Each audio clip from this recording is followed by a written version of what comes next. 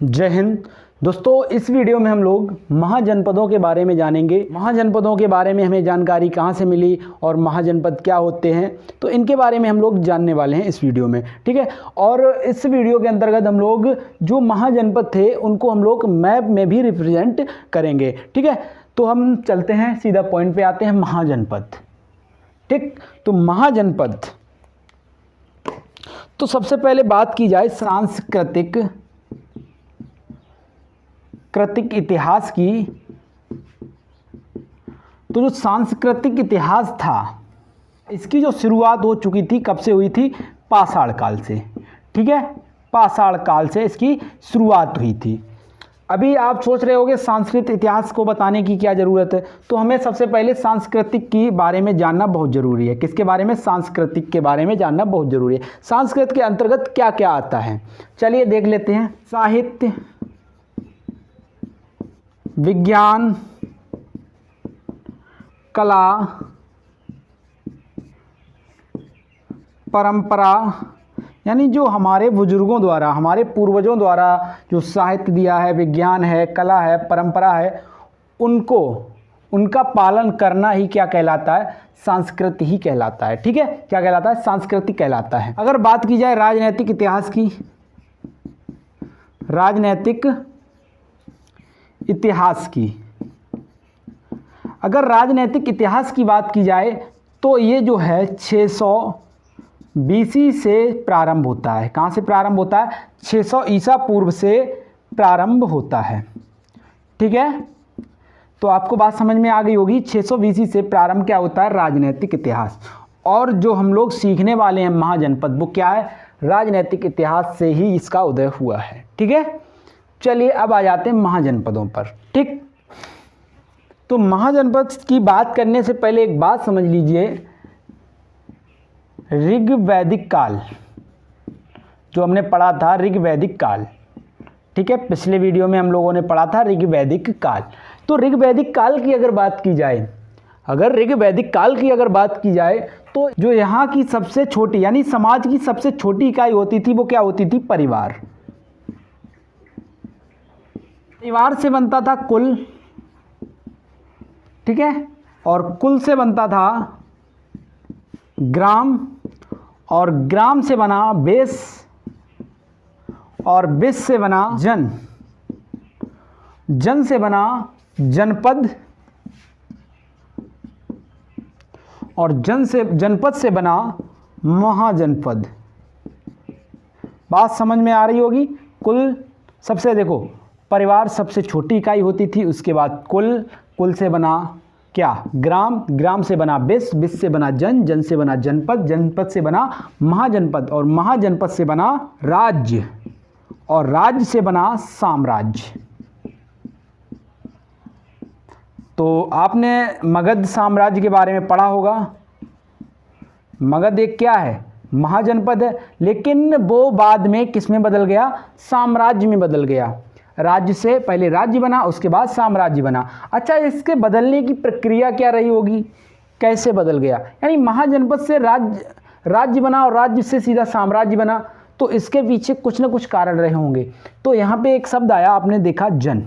जन जो होता है, इसे हम लोग कबीला, कबीलाई लोग जो होते हैं उसे कहते हैं जन, ठीक है। और जो जन थे, जन जो इकाई थी, समाज की जो इकाई थी, कबीला जो इकाई थी, उसमें दो चीज़ों का विकास हुआ। नंबर एक, भौगोलिक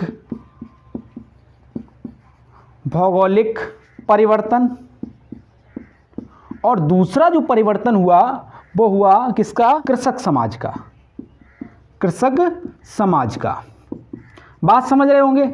यहाँ से देखिए, जो जन था, जन से क्या किस में परिवर्तित हुआ? भौगोलिक परिवर्तन किया इसने, और क्या हुआ? कृषक समाज में परिवर्तित हो गया। बात समझ में आ गई। किस में? भौगोलिक परिवर्तन हुआ और कृषक समाज में परिवर्तन हुआ इसका, ठीक है ना।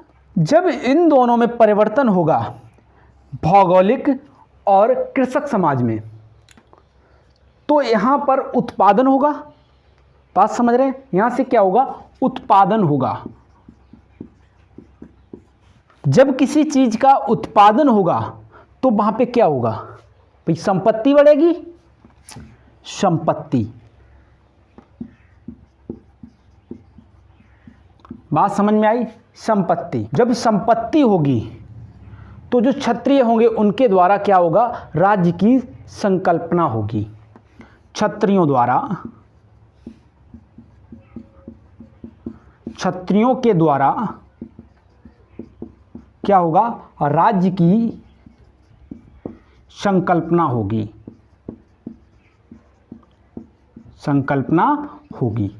बात समझ में आ गई? तो इस प्रकार ये राज्य बना और राज्य से किस में परिवर्तित हो गया? साम्राज्य में परिवर्तित हो गया। किससे? महाजनपद से राज्य की संकल्पना होगी। तो बात समझ में आ गई। अब हम सीधा पॉइंट पे आते हैं, महाजनपद पे।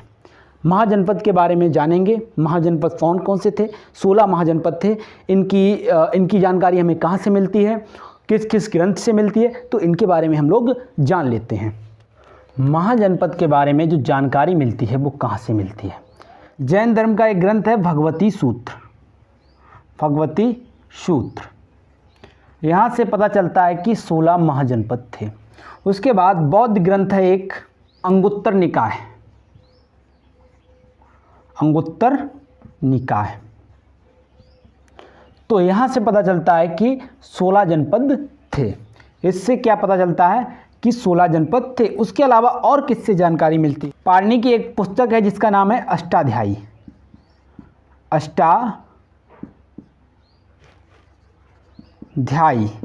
किससे? पाणिनि की अष्टाध्यायी से। ठीक है। और किससे पता चलता है महाजनपदों के बारे में? और हमें जानकारी कहाँ से प्राप्त होती है? जो है एक संगम साहित्य है, संगम साहित्य। कौन सा संगम साहित्य है? शिल्पादिकारम। ठीक है। शिल्पादिकारम से हमें क्या मिलता है? महाजनपदों के बारे में जानने को मिलता है। यानी महाजनपदों की जानकारी किस किस से मिलती है? भगवती सूत्र यानी कि बौद्ध जैन ग्रंथ है। उसके बाद अंगुत्तर निकाय, ये भी क्या है? ये बौद्ध ग्रंथ है। इससे भी महाजनपदों की जानकारी मिलती है। अष्टाध्यायी से हमें क्या जानकारी मिलती है? महाजनपदों के बारे में जानकारी मिलती है। उसके बाद संगम साहित्य शिल्पादिकारम से भी हमें महाजनपदों के बारे में जानकारी मिलती है। इसके बाद चलिए सबसे पहले हम मानचित्र बना लेते हैं। मानचित्र बनाने के बाद उसमें रिप्रेजेंट करेंगे कौन सा महाजनपद किस जगह पे है। ठीक है। तो सबसे पहले मानचित्र बना लेते हैं और सभी लोग मानचित्र बनाइए और उसमें महाजनपदों को रिप्रेजेंट कर दीजिए। ठीक है। तो इससे क्या होगा? आपको बहुत ही अच्छे से समझ में आ जाएगा। चलिए बनाते हैं। चलिए देखते हैं। इधर ये देखिए आपका पाकिस्तान, ये देखिए इधर क्या हो गया? पाकिस्तान हो गया। और इसी से सटा हुआ क्या है? अफगानिस्तान। ठीक है। काबुल, इस प्रकार आप लिख सकते हैं काबुल। और इसके जस्ट नीचे गंधार। ठीक है। क्या है? गंधार। राजस्थान के क्षेत्र में आ जाइए आप लोग। राजस्थान के क्षेत्र में ये क्या है? मत्स्य। कौन सा महाजनपद है? मत्स्य महाजनपद। ठीक है। ये कहाँ पे? राजस्थान के क्षेत्र में। अब आ जाइए हरियाणा के क्षेत्र में और यहीं पे हरियाणा और दिल्ली से लगा हुआ क्या है? कुरु। कौन सा महाजनपद है? कुरु। ठीक है। इसी के जस्ट नीचे पांचाल। कौन सा? पंचाल। याद रखना कौन सा? पांचाल। उसके बाद जस्ट इसी के नीचे चेदी है। कौन सा है? चेदी। ठीक। मत्स्य, कुरु, पांचाल, चेदी जो है बुंदेलखंड के क्षेत्र में है। ठीक है। यहाँ पे इलाहाबाद के क्षेत्र में कौन सा? वत्स। बस के जरा नीचे आओगे तो आपको मिलेगा क्या? काशी। कौन सा मिल जाएगा? काशी मिल जाएगा। मथुरा क्षेत्र में अगर पहुँचोगे, मथुरा क्षेत्र में तो शूरसेन मिलेगा आपको। क्या मिलेगा? शूरसेन। ठीक है ना? शूरसेन महाजनपद। तराई क्षेत्र में पड़ेगा आपका कौशल। कौन सा है? कौशल। उसके बाद इसके नीचे मल और यहाँ पे इस जगह पे पंज। कौन सा है? पंज महाजनपद। और मल के जस्ट नीचे कौन सा है? मगध।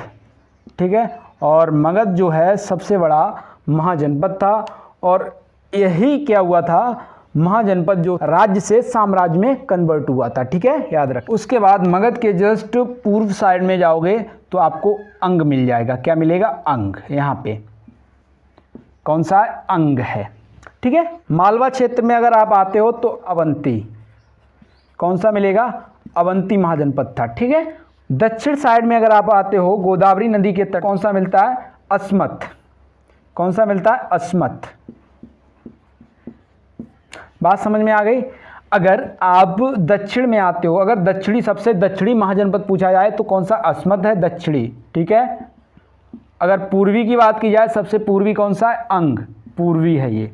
ठीक, बात समझ में आ गई? पूर्वी कौन सा है? अंग है, और दक्षिणी कौन सा है? अस्मत है। चलिए अब इनको हम काउंट कर लेते हैं, देखते हैं कितने हुए हमारे। 1 2 3 4 5 6 7 8 9 10 11 12 13 14 15 और ये 16। आपके 16 महाजनपद हो चुके हैं। बात समझ में आ गई? अगर आपको इन्हें याद करना है तो अफगानिस्तान में पहुंचते हो तो काबुल और गंधार, 2 याद कर लो, काबुल और गंधार। और यहाँ से क्रम स्टार्ट करो, मत्स्य कुरु वत्स। क्या? मत्स्य कुरु वत्स। ठीक है, उसके बाद पांचाल काशी चेदी। ठीक है, कौन सा? पांचाल काशी चेदी। उसके बाद यहाँ से आ जाओ सूरसेन, कौशल और पंजी। सूरसेन, कौशल और पंजी। यहाँ पे आ जाओ मल्ल, मगध और अंग। कौन सा? मल्ल, मगध और अंग। ठीक है, और अंग जो है सबसे पूर्वी महाजनपद था। उसके बाद यहाँ पे 2 रह जाते हैं, अवंती और अस्मत। और अस्मत जो है दक्षिणी, अस्मत जो है वो दक्षिणी महाजनपद है। क्या है? सबसे दक्षिणी महाजनपद की बात की जाए तो कौन सा होगा? अस्मत होगा। बात समझ में आ गई? दोस्तों आज की क्लास को हम लोग यहीं पे समाप्त करते हैं। आप लोगों ने महाजनपदों को मानचित्र में रिप्रेजेंट करना सीख लिया है। नेक्स्ट वीडियो में हम लोग एक एक महाजनपद को लेकर चलेंगे और सभी महाजनपदों को बारीकी से समझेंगे। ठीक है, मिलते हैं नेक्स्ट वीडियो में, तब तक के लिए नमस्कार, जय हिंद।